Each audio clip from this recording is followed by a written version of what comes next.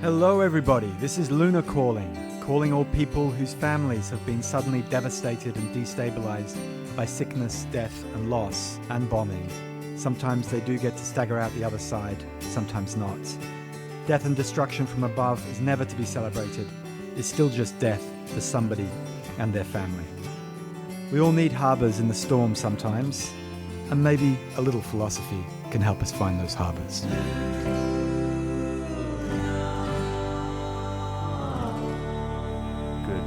Everybody, or good afternoon wherever you are, depending on the time zone. This is Luna calling, learning under natural arts. I'm Val. And I'm Ol. And in this week's episode, we're going to be looking at Descartes Meditation 5. We're going to be continuing into our investigation. But first, Ol, I was reading a little short story the other night, and I was struck by the very Cartesian nature of it. What short story was that? So it's a story called The Necrophages, written by Abdu Haruna I in a collection of short stories called The Cowries Want You Dead, and 8 other short stories from Niger. And so I thought I would read out our listeners a little part of this, as I felt like it fits in quite nicely with the general thematics of what we've been looking at over the course of this podcast. But hang on, necrophages, doesn't that mean the Death Eaters? It does. It means the carrion feeders as well. So, vultures, etc. Animals that feast on decomposing dead animal biomass. All right, we're getting straight into that materiality. I can feel it. Yep. So he writes, above my head, a vast, overwhelming void, the sky. Beneath my feet, a sensation of a bottomless abyss. Everywhere, nothingness. Nothing, absolutely nothing for my hazy gaze to latch onto. Even the small voids around me seem to expand to infinity. Solitude, desolation. Who am I, exactly? A dream, perhaps? A dream, no doubt, without any foundation. A dream as vast as the void that surrounds me. A single reality, itself dimensionless, rises up in the chaos of my non-being. Torturous, the face, as if I were pain personified and active. But can pain torment itself with such cruelty? A wandering goat rubs its flank against the walls of my hut. I jump in fear. Another feeling, fear, so therefore I exist. I mechanically bring my hand to my sweaty forehead despite the cool early morning air. A gesture that finally drives away my questions and sensations of emptiness. The void is suddenly filled with the present and relentless realities of my life. Somebody's been having a fever dream. Somebody has been having a fever dream and is very uncertain about what is occurring in the world around them, right? Especially when sweaty goats rub up against their legs. Exactly. No one wants that as an early morning alarm clock. I think I could see an allusion to satires there. Oh, there must be something There's there. a Dionysian moment about to happen. Yes. And so I think this leads us very nicely into Meditation 5, because where did we get to in the end of Meditation 4, right? Descartes has finally established the criteria of what true and false is. If you could give us a little recollection of what that is, Ol. So you've got to be careful. Basically, you've got this unruly horse, your will, Yeah. and you have to keep it reined in. So basically that means we mustn't rush to any conclusions. So we have to limit what statements we affirm as being true to those that we fully understand, that is, those that are made up of clear and distinct ideas. Right, and so it's something of the question of the will that is this unruly horse that goes beyond our intellect, what we know, right? And that's how we fall into error. Is that more or less correct? Yeah, it's just like there are those 2 horses that drag up the soul's chariot, up the skating bowl rim of heaven that Plato talks about in the Phaedrus, right? It's basically a chariot race and it's where you do, it's like a bowl with skateboards, right? Yeah.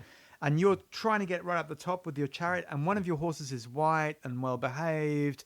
It's a stallion. The other one's a stallion. It's got bulging eyes, and it's moving all over the place, and it's biting at the bridle, and it doesn't like the lashes of the whip or anything like that. Yeah. And this is what the will is for Descartes. It's an unruly horse. Yeah, or perhaps a wandering, sweaty goat bumping up against my hut. We've got to leave these metaphors alone. Yes. So what Descartes is going to be trying to do in this meditation is, okay, we have these criterias of true and false. We need to start beginning to consider what are material objects. But first, he's going to tease us a bit, right? He says that we're going to start looking at the materiality of objects. But before we get to that, we need to do another triage. That's right. Well, the thing is, he's put the bar very, very high. So he says, meditation 5, what is my task? Basically, I'm asking myself, can any certainty be achieved regarding material objects? So what he's looking for here is not just your average intuition or feeling or sight of a material object. What he wants is certain knowledge about a material object. So he's put the bar very high.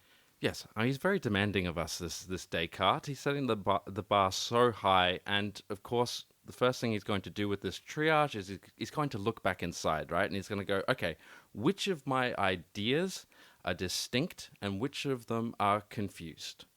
Yeah, and this is, I think we should be struck by just how weird this method is, because remember, he's in this very lonely universe. It's still just him and God. And nothingness. Right. God, him, and nothingness. He's quite lonely there.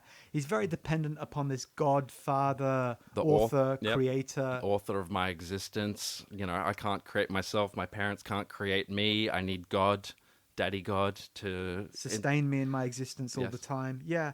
And so, it's obviously nobody wants to stay in this kind of universe. And understandably, he wants to repopulate it. Yes. And finally, we get a glimpse on the horizon of material objects. Wonderful. Yeah. But he doesn't go for them. What does he do? He goes back inside into that cupboard that is his mind and starts ransacking through the cupboard again. Again, he keeps promising us this external world, this repopulated universe. But he says, oh no, before we get there, we need to, again, go within. We need to go look and do the triage. We need to go, what are my distinct ideas that I have up until this point, and what are the other distinct ideas? Val, he promises us the world. And what does he give us? Nothing. Yet again, he pulls it away from us. It's like some kind of mirage flickering off there in the deserts. It's the carrot in front of the donkey or the wandering goat. Or the bale of hay. Yeah. And here we are, back in his mind. But, he has a moment. He says, oh, look, I do have some distinct ideas. What are these distinct ideas that he's going to say, right?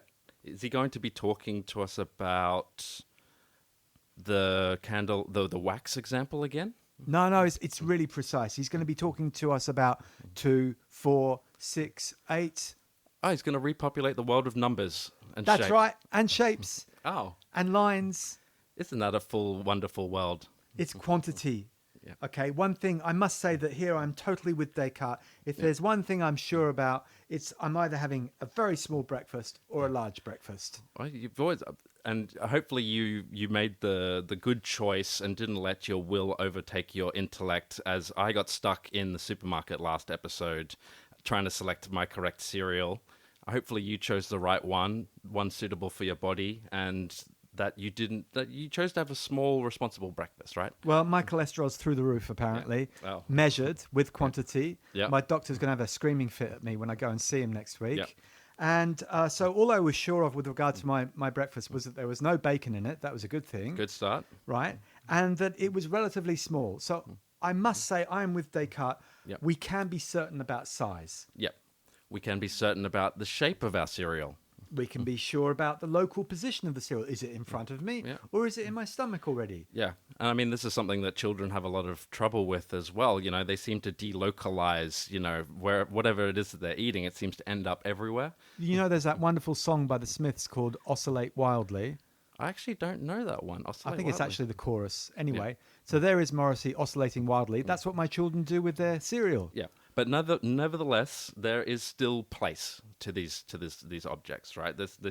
We can still measure them via their quantities. Yeah. Now, at this moment, Plato is having a hissy fit and he's especially upset with me because Plato, when he was demonstrating that the sensible world is a world of uncertainty and we can't trust it, specifically he critiqued relative ideas like small and big, because things are always small and big depending on your standpoint. You know, Yes. how much breakfast like a huge guy can eat compared to like a mouse or whatever. Yeah. But in Rene's defense, he's not talking about small and big. That was a mistake on my part. He's talking about measurable cardinal numbers. Like he's saying, is this 30 centimeters long Yeah. or is it 46 centimeters long? Yeah. It's just the very fact that there is something that is length, even though it changes, we can be sure we have a distinct idea that there is such a thing as a quantity, right? And then he has another moment. Val. He gets very excited. He says, "Look, not only do I have distinct ideas of quantity, right, but when I think about shape and number and motion in external objects, it's not just like I'm perceiving them; it's like I'm remembering them."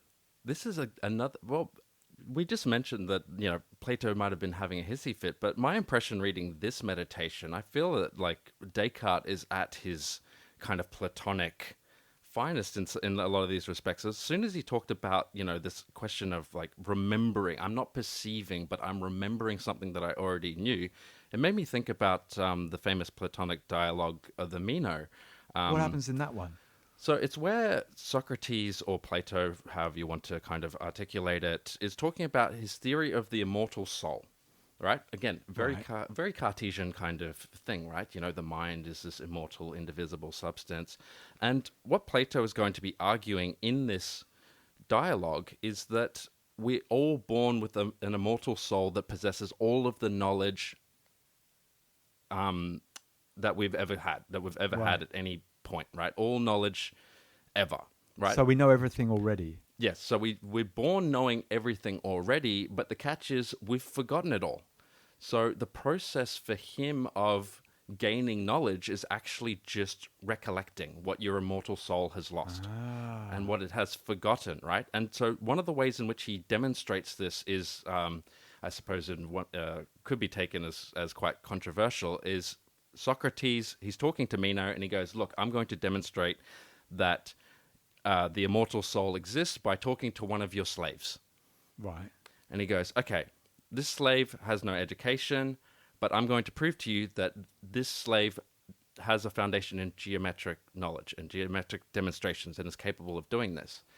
And so the way that he does this is he starts describing to the slave the geometric demonstration, not of a triangle that Descartes' going to be so obsessed with, but with a square. Right. Right? And he takes the slave through each of the steps of the proof of what a square is, and he asks the slave at each point in time to kind of deduce the geometric foundation of what a square is. And the slave is able to do this despite not having any prior knowledge. And Socrates goes, "Aha!" The slave knew the entire time what a square was, and he has an internal knowledge of geometry. His immortal soul had simply forgotten it. But was he asking him leading questions? That is the accusation, of course. If you think about the power dynamics, you're a poor slave boy who's been called over by your master. Of course, you're going to say, "Yes, Socrates," "No, Socrates." I mean, Socrates was small, but he was an older man, Yes. protuberant eyes. And I imagine quite an intimidating figure. So, of course, there's the power dynamics at play here, but this is the way in which the proof proceeds, right? He says, the acquisition of knowledge is simply the recollection of what your immortal soul has forgotten. And that just struck me in the way that Descartes is articulating this very thing. I'm just remembering. I'm not perceiving things about these shapes. I'm just remembering them. It's interesting that because, he has a second answer to this question, what ideas about material objects are actually clear and distinct in my mind. First answer, my ideas of quantity, right? Yep. I can say there are 3 dogs over there rather than 2 dogs, right? Yep. Second answer, my ideas of geometrical objects. Yeah.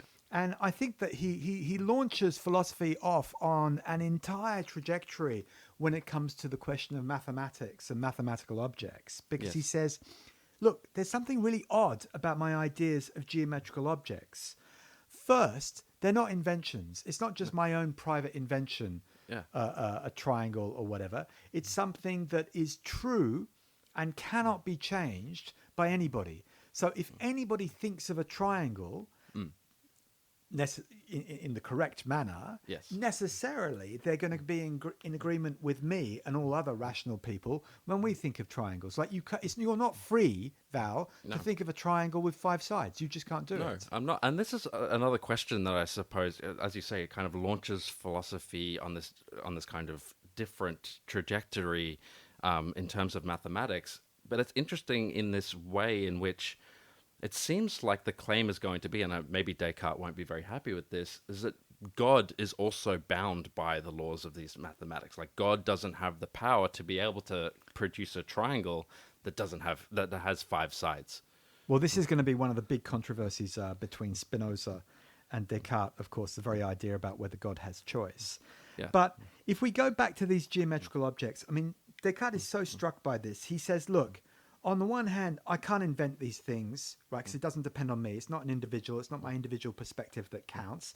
They are universally true, right? Yep. And the second thing is that I can manipulate them in my mind, Yes. and I can consider them without ever having seen anything in the external world outside my thoughts that may have suggested them to me, right? Yeah. So there could be nothing triangular in the external world, and nevertheless, I am still capable of thinking of a triangle. It's such an interesting claim because obviously, when we go out into the world, we see we see triangles around all the time. If we think, we were just down by the Seine the other day.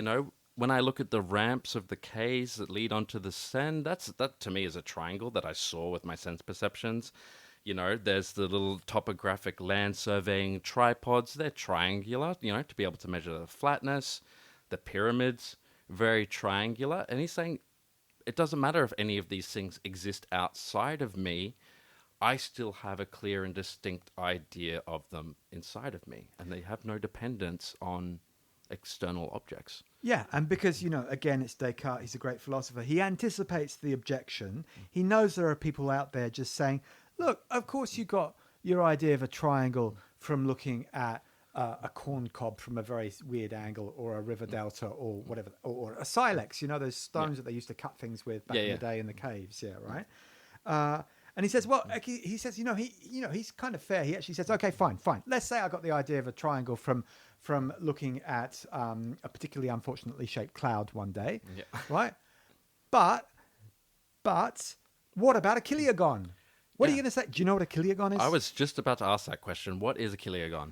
It's 1,000-sided polygon.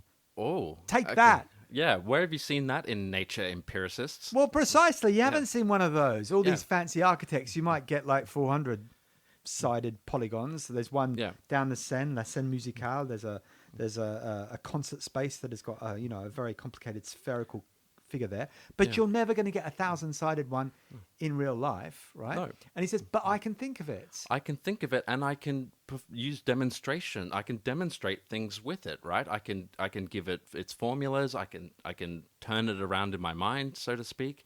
And there are all kinds of ways of calculating the internal angles of a polygon, depending on how many sides that it's got. Yeah. And so, he says, not only can I have these splendid ideas of very complicated geometrical objects that I've never seen anything resembling in real life, not only can I have those, but I can deduce further properties about those geometrical figures, so I can expand my knowledge. So and this claim is going to disgruntle many of the empiricists which follow him, right? A certain John Locke is going to take a lot of umbrage with this idea that we have these innate ideas and these innate principles, and the rejection that I kind of got my ideas from the external world, because he's going to probably say to Descartes,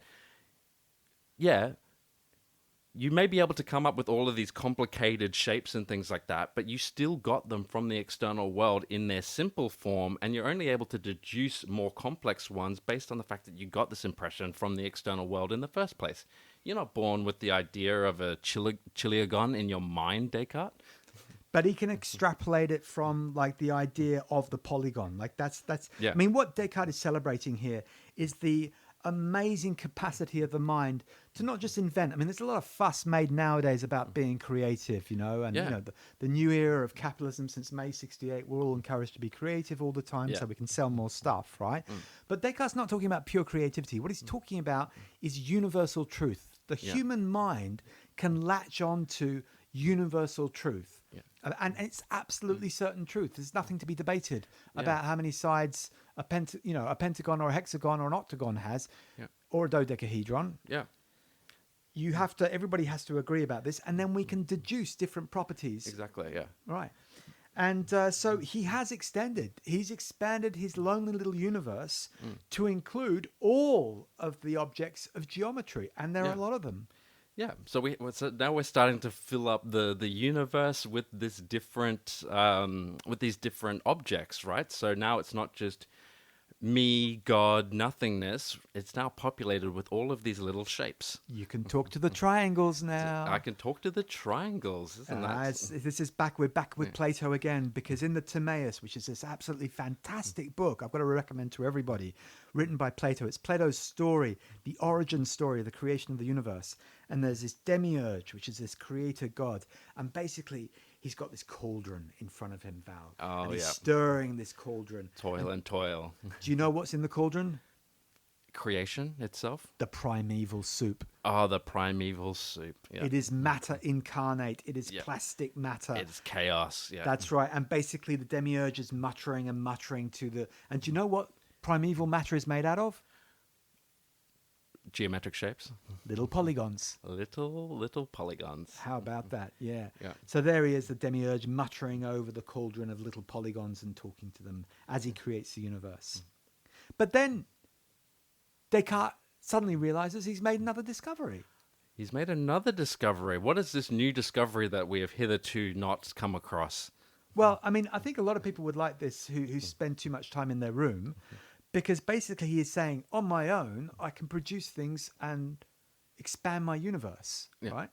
So he says, and there's a beautiful little passage here, I quote, but if the mere fact that I can produce from my thought the idea of something entails that everything that I clearly and distinctly perceive to belong to that thing really does belong to it, is not this a possible basis for another argument to prove the existence of God? I thought that we already had proved God. I thought we already had this as a clear and distinct idea, and now Descartes is going to run it back and give us a second proof.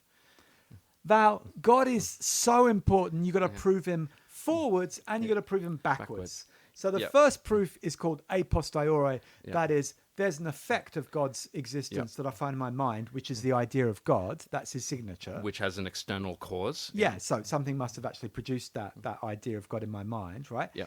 And then he's also got to, that was like the forward go. Now he's got to do the backward thing. Say, well, actually, if you look at the concept of God, you know, you've got to see that God exists. So it's interesting. He's playing between these two poles, right? I've got an external proof of the existence of God. I can't have produced this idea. I can't be the author of this idea of God, which, you know, we ought to remind ourselves what this actual, you know, idea of God is. It's a being that is perfect and actual. And me as a finite thing, I can't have been the author. I can't have produced this idea because I am suffering from all of my defects. So it's an external cause. God has an external existence that put this idea in my mind. And now he's gone on to the other pole, where he's gone, this idea, just as it exists externally, exists internally. And I can prove it along the same lines as I can with these geometric shapes that I've pulled out from the primordial soup of chaos. Yeah, that's right. He's saying, I have a clear and distinct idea of God, right? And, you know, challenge me if you don't believe this, but as far as you're in a monotheism, your God has to be omnipotent, it has to be omniscient, right? It has to be all good, and it has to be infinite, eternal, immutable, right? All the big adjectives. Yeah, in other words, perfect, not lacking in a single thing, otherwise it's not God. Right, and he's going to apply this method that he's discovered, which is that if he's got a clear and distinct idea, then he can expand his knowledge to include the properties that are linked to that idea, right? So now he's talking about the properties of God. Ah, so he's going to be investigating some of the attributes, some might say. That's right. He's not talking about the mountains or the heavens in terms of properties of God. He's talking about the actual internal qualities and characteristics, right? And he says, I understand that there belongs to the nature of such a God the property of existing. Oh, this is going to be a very interesting one, because the property of existing doesn't necessarily, as we're going to see in a little bit and discuss, it doesn't necessarily belong to essence, right? But there's a little bit of a rub, as we shall say. There's still a bit difficult and finicky with this thing. Is it so easy to have these clear and distinct ideas, right? Well, Descartes, I think he actually says, once you've come to the age of reason, right? Yep. If you're sitting somewhere with no distractions, Yep. right? If you get rid of all your screens, get rid of as much of the outside world as you can, including your annoying siblings, Yep. right? You calm down, put on a nice dressing gown, Yep. got a piece of paper in one hand, fountain pen in the other. Yep. Got your cognac by your side. That's right. You've shooed away the valet. Yeah. If you could do all of that, then you might actually have a clear and distinct idea. He's being so demanding with us, isn't he? Get rid of your screen, stop scrolling on Instagram or TikTok. It's like, who has the time to do that in this day and age? Anybody can do this, Val. Anybody. Yep. My wife just discovered a new technique to try out on the ADHD teenager. Oh, yeah? And what's that? Well, to actually get them motivated to do homework so they actually enjoy doing homework like they enjoy scrolling. Do you know what the trick is? Do you make it do you give them an infinite amount of homework that just keeps scrolling each time they solve a problem, a new one appears? So that's called French. That's called the French high school. That's what they do, right? No, it's more than that. Yeah. What you basically do is you make them do nothing for half an hour. You force them to slow down. And not just slow down, do absolutely nothing. To become completely inert matter. That's right, like a passive recording surface, as Deleuze would say, just like open to the clouds passing in the sky. Yep. And then, then you're forced to sit alone with your own being. And then the second you start interrogating what's happening inside, you get scared and you need to... Well, I'm not sure you're allowed to sit or interrogate or get scared, because you're supposed to be doing nothing, right? Do nothing for half an hour, like a proper nothing, right? Yeah. And then when you finally get to do your homework, it'll be so exciting compared to the nothing that you're going to go, oh man, this is great. This is great. This is the real suspension of the voice. Yeah, this is the fear of the nothingness of the neon, the chaos that brings me into being, right? Yeah. And then once you've done 20 minutes of your maths homework, of your functions and your algebra, thanks to Descartes, then you get a prize. And what prize is bequeathed upon? No chocolate, Val. No screens. No surprises of talking to other people. Yep. You can just go, yay, I'm so good. That could be your prize. Or you could do 5 push-ups. Oh, okay. That's a very interesting way of motivating your children. But, if it seems to be working, I don't know. I'm just thinking how times have changed. My parents just... Well, I mean, I grew up before that we had cell phones, but we had video games. And my parents would just go, right, you have an hour on the weekend, so 1 hour Sunday, 1 hour Saturday, and we take the cable. We take the power cable for the rest of the time, and that's it. Our remote control is perpetually hidden in our house, I can tell you that, except the kids have found all their hiding places. No, they're very good. They suddenly turn into incredible investigators at the level of Edgar Allan Poe levels of investigation the second you hide something from them, right? Little do they know, if they actually did slow down, get rid of the screens, turn all the notifications off, that's a good one as well, right? Get rid of the annoying siblings, make sure they've eaten correctly and slept correctly, that's already a lot, right? If they did do that, they might realize that they have a clear and distinct idea of God. Yes. Right? Now, most adolescents... like to have a bit of a debate with themselves and not just inherit a religion, or philosophy. They like to actually come to their own position on the nature of God. Yeah. And Descartes saying, look, all of us can, right? But there are certain things that you're compelled to think through, right? And, if we go back to this whole essence and existence distinction, because this is really philosophical vocabulary. I mean, whoever talks about essence and existence in everyday life, right? So... the essence of something, Val, what is the essence of something? Is it like a smell? What is it? No, it's I suppose it's the very nature of the thing without which it cannot be that thing. You know, it is in the essence of a triangle to have, three angles, and those three angles have to add up to two right angles, I believe, if that is correct, if I read Descartes' meditation properly. So without that essence, right, it's no longer a triangle. If I It'd suddenly just be a mess. No. Without an essence, it'd be a mess. If I suddenly present you with a triangle with five sides, that is no longer the essence of a triangle. So the essence is like the defining properties. the defining properties of what makes something that thing, Right. And so here the objection goes is, right, with most things I can say, I can define a bottle, right? Yeah.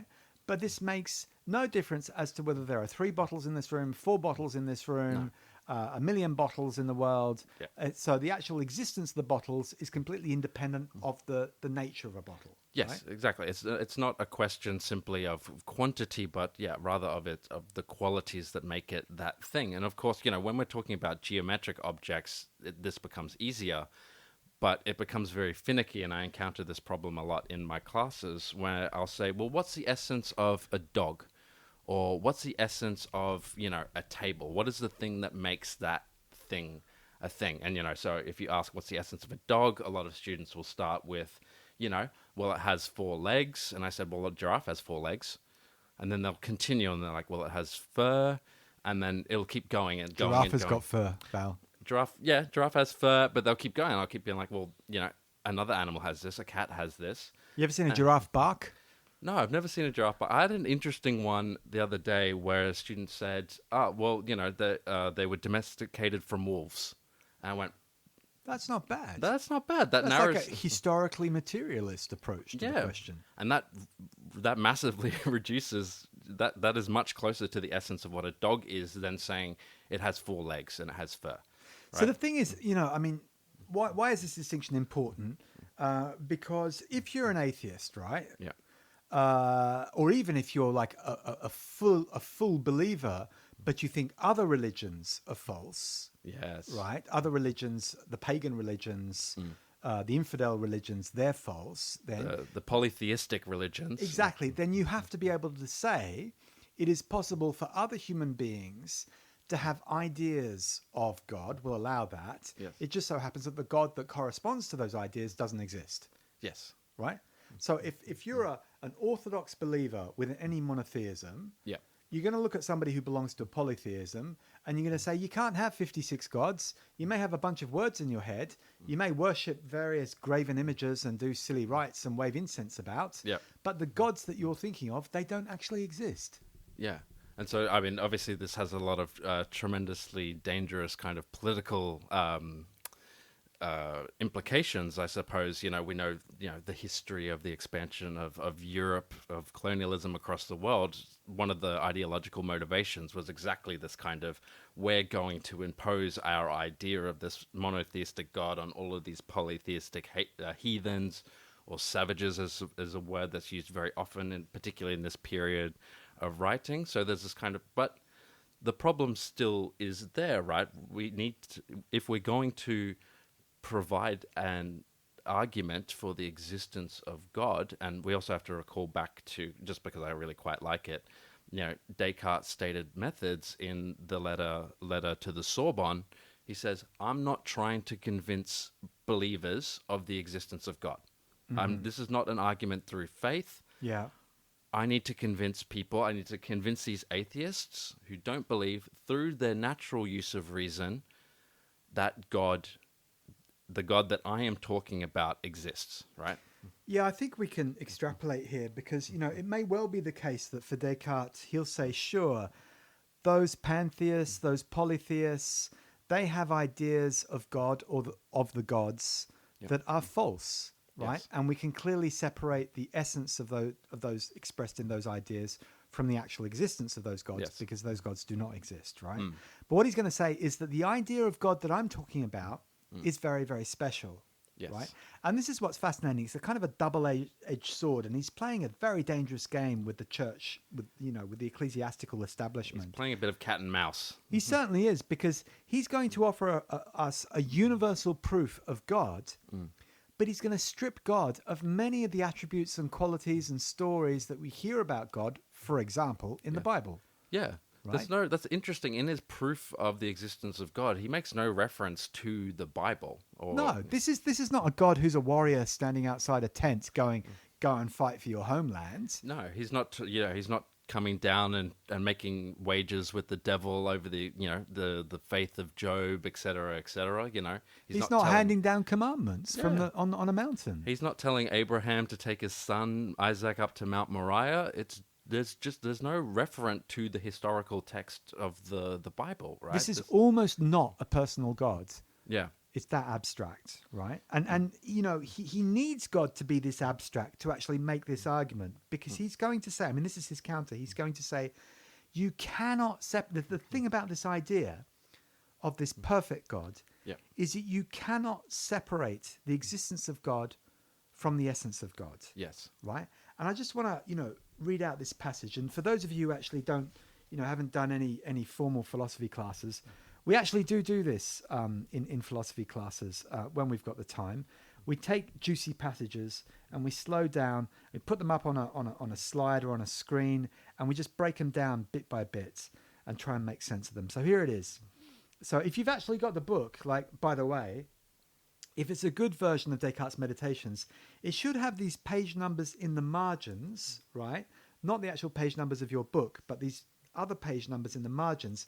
And they refer back to the original Adam and Tannery complete edition in Latin of, all of the works of Descartes. Yes. Right? So the Meditations are actually found in volume 7 of the Adam and Tannery. And here we are on page 66.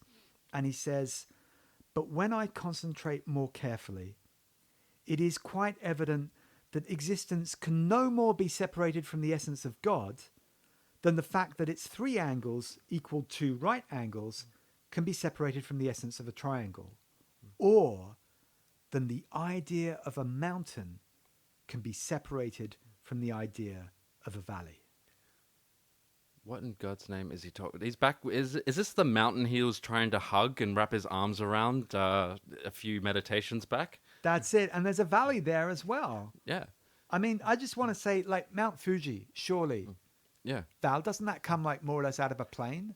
Yeah, more or less. And also, I mean, Uluru in Australia, it's more or less flat entirely around it, so maybe... Well, unless you want to call all of Australia a valley.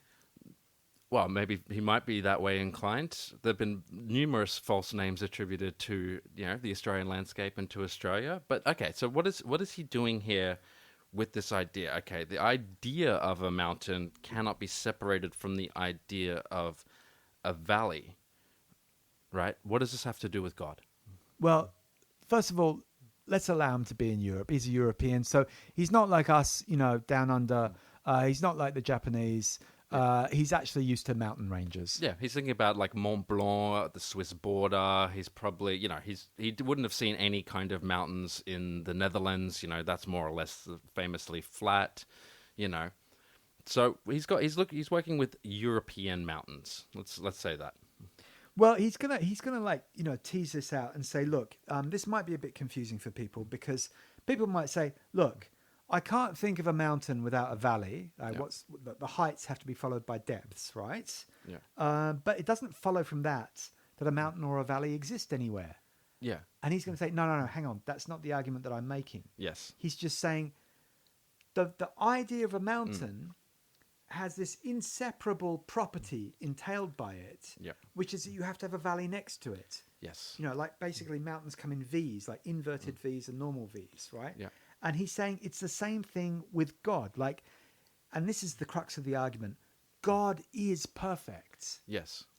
To not exist would be an imperfection. It would be an imperfection, exactly. And it's really important to stress, exactly. He's talking about the idea of a mountain and its relationship to a valley, right? Because remember, we're still doing the triage of clear and distinct ideas that I have inside of me, and these can't depend on an external referent. And I think this is really interesting, this idea of, God cannot be imperfect, right? My clear and distinct idea has to be perfect. And this is, I think, really linked to the monotheism that he is trying to push forward, right? Because one of the criticisms, I suppose, that he would make is with polytheism, you have loads and loads and loads of partial gods, little finite gods. Right.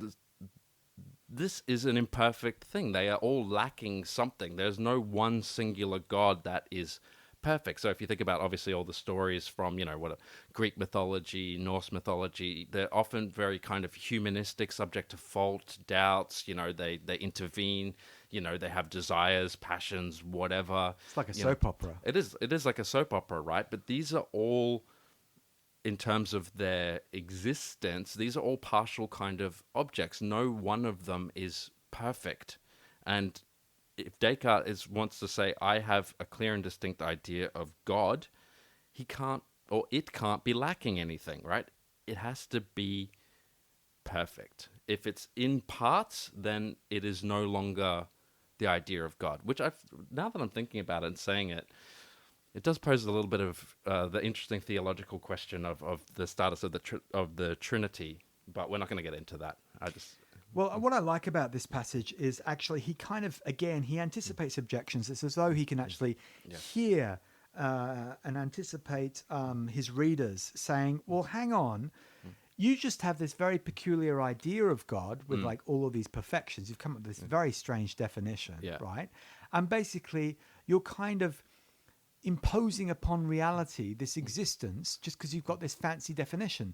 And that definition in the end, it's just a bunch of marks on paper or sounds in the air when somebody's speaking. Yeah, isn't this exactly just reproducing the inherited idea of God that you got in the first place from your parents, or that you got from the church, that God is omnipotent, omniscient, etc., etc.? Aren't you just using your own definitions as your proof of what God is, Yeah, and in Descartes' defense, he could say quite easily, well, this is what we just pointed out previously.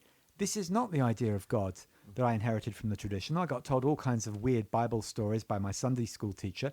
Yeah. It's got nothing. What I'm talking about is a purified idea of God, purified by the fire of philosophy. Yes. It's been stripped down to its essence, right? Yeah. And it doesn't matter whether I've heard it from somebody else or not.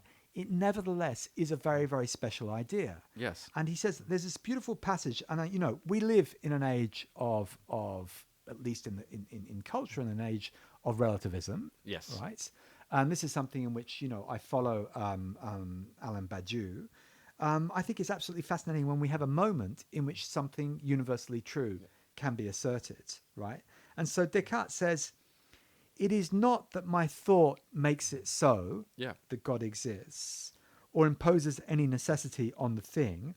On the contrary, it is the necessity of the thing itself, namely the existence of God, which determines my thinking in this respect. Exactly. So the external reality is not imposed by the necessity of my thought or my thinking about it. This is something that has been, again, to go back to the external cause of God, God's very essence has imposed this clear and distinct idea upon me, right? I cannot change God in the same way that I cannot change the essence of God in the same way that I cannot change the essence of what a triangle is, right? Yeah, it's like, and I think this is the beautiful metaphor. It's like he's found a rock, right? And this is why, in the intro I was talking about finding a safe harbor.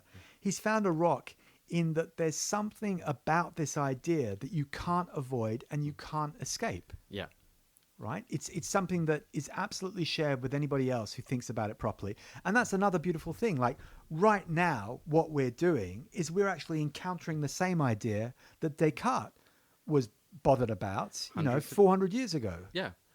And here it is back in its actuality, right? It's the same question. And what's really important about this idea of essence and existence is it necessarily follows that from God's essence that God must exist. God's existence follows from its essence in a way that nothing else in the universe does for Descartes, right? It's because if God's existence didn't follow from its essence, then it would be lacking something. God Well, would be imperfect, right? absolutely. And I think that, one way around this, if you have like a kind of a secular sensibility, you had a bad time with religion when you were young, or you're a Marxist, like Val and myself, to a certain degree, then you can actually come at this. I think it's possible to come at this from a different angle. And I come at it from Badiou's philosophy, and see this idea as the idea of the absolute maximum. Yes. That is, you can't posit anything in existence or within the world, or even posit worlds, without having an original affirmation of there being this maximum existence. Yeah, it's a God that is the thing that maximally exists, and this is, I suppose, one of the things that may irritate a lot of maybe a lot of Christian theology is it does seem like Descartes is turning God just into a concept. It's just a concept of infinity. It's just a concept of perfection, and Descartes just needs this concept to ground knowledge, right? And it seems like he's being a little bit heretical in some of these, in this respect, I suppose.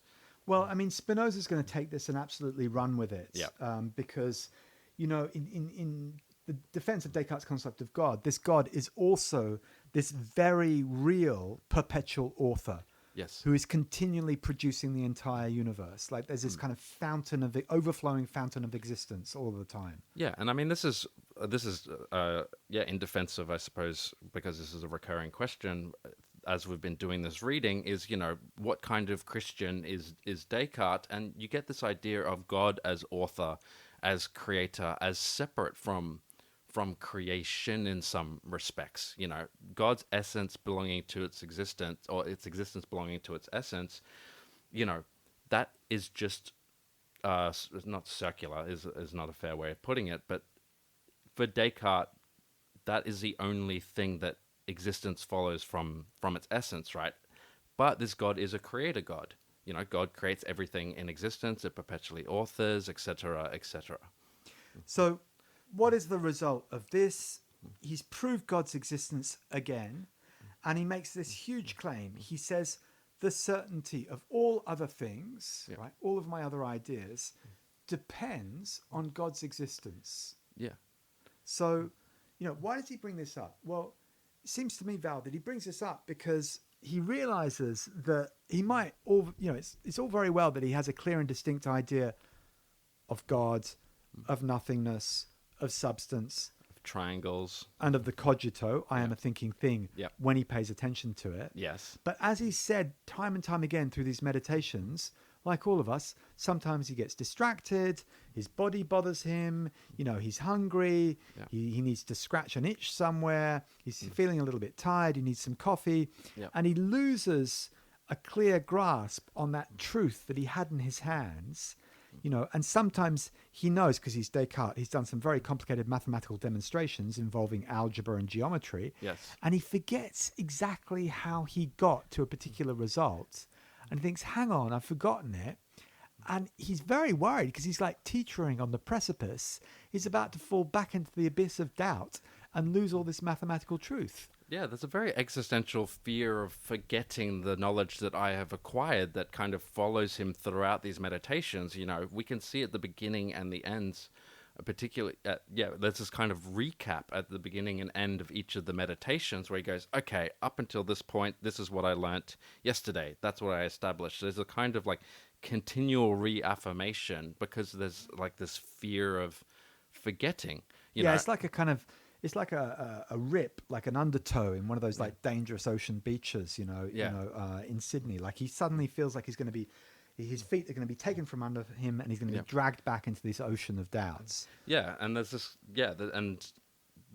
kind of, I don't know. There's this for me, like this is one of the moments where I definitely identify with Descartes in this respect because and I think everyone does, where we all have this fear of forgetting, really basic things. Even when I was talking before, I was like, wait, what's the definition of the essence of a triangle? Isn't there this perpetual fear of just like I remember all of the steps in the explanation of this. You know, I'm giving a class or I'm trying to explain something to a friend. I remember all of the steps, and then sometimes you realize as you're going, oh, I've forgotten one of the steps, or there's something missing. Yeah, and so you can fall into that terrible doubt. Yeah. And, you know, here it's another moment at which Descartes throws us a life raft, throws us a life buoy, and says, don't worry, don't worry. If you have, and there's so much pathos in this, if you have the memory of having had a clear and distinct idea, of having come to a certain result in your mathematical or geometrical reasoning, Yeah. right? Don't worry. Even if you can't remember it in all of its detail right now, it was true and it still is true, Yeah. Val. It's still true. Yeah. The building's not going to collapse. No. It may feel like a house of cards, but it's not. It's made out of concrete. It's made out of a brick. It's all standing. It's all there. It's all stable. It rests on firm, solid foundations, right? It doesn't matter if you can't remember where you put this or that or which step you're at. You still have this clear and distinct idea as the foundation, as the foundational bit of knowledge for everything else, right? And why are we so secure? Well, it's simple, because it's Descartes. He goes back over the steps in the argument. He says, okay, let's reconstruct this, right? And by the way, this is also what we do in philosophy classes. Yep. We reconstruct arguments. Yep. So, A, God exists. God right? exists. We've shown that. B, everything depends on God, including my faculty of reason. Yep. C, God is not a deceiver. No, it wouldn't lead me astray. That's right. We've already proved that. D, therefore, when I use my faculty of reason correctly and stop my will from overshooting my understanding by only affirming ideas that I clearly and distinctly perceive, then E, fifth step in the arguments, the result I got to in the past is still true. He says, in all the matters which I remember previously having demonstrated, I have true knowledge. Ta-da! Ta-da. There we go. As long as you remember this 5-step process, you can guarantee all other forms of knowledge. As long as you... Better than the 10-step plan. It is a lot better than the 10-step plan. Yeah, so this is it. This is the foundation. So long as I have this, I have my idea that God exists, everything depends on it. I can't be cast all the way back into doubt, right? Absolutely. You're safe from that, Val. He has rebuilt his universe, right? But it's, again, you know, with Descartes, you've always got to step back and just say, hang on, Rene, what kind of universe have you built again? Have you got any friends there? No. Are there any real objects there No, yet? there's still not real objects. We're still in the kind of the Platon. I don't know. There's, again, to go back to his Platonism in this thing, we're kind of in the realm of the forms, except as opposed to Plato, who has forms of every kind of thing in existence. It's just for Rene, the forms are just mathematical objects. Do you remember when you were in high school, like your maths textbook? Oh, barely. Well, basically for me, it's like his whole universe Yeah. is just that small part of the maths textbook where Yeah. you got the exercises right. Yeah.